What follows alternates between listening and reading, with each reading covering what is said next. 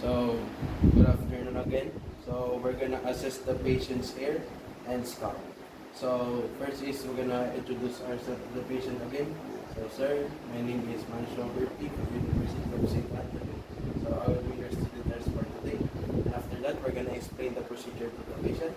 So, sir, we're gonna assess your hair and scalp. So, we're gonna observe any abnormalities and problems with your hair, and those findings will be beneficial to us for further information. And after that, we're gonna provide line with privacy. We're gonna close the windows, curtains, and door.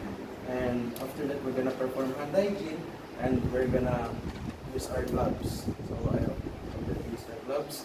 And so first is we're gonna inquire patient with any pain or itching in the hair or any hair fall. Sir, do you have any tendons? And after that, we're gonna inspect the evenness of the growth of the hair and the scalp. So that's normal. And after that, we're gonna inspect the color of the hair. So the color of the hair is black. And we're gonna check for the color of the scalps. So it's completely normal.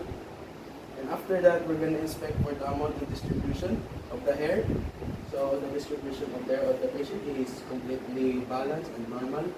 And after that, we're gonna inspect and compare the thickness and thinness of the texture of oiliness of the lesions of parasites. So we're gonna inspect for it.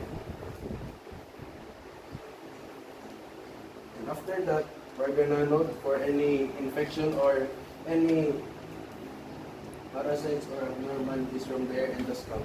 And after that, we're gonna remove and discard the gloves, and we're gonna document all the findings. Okay na.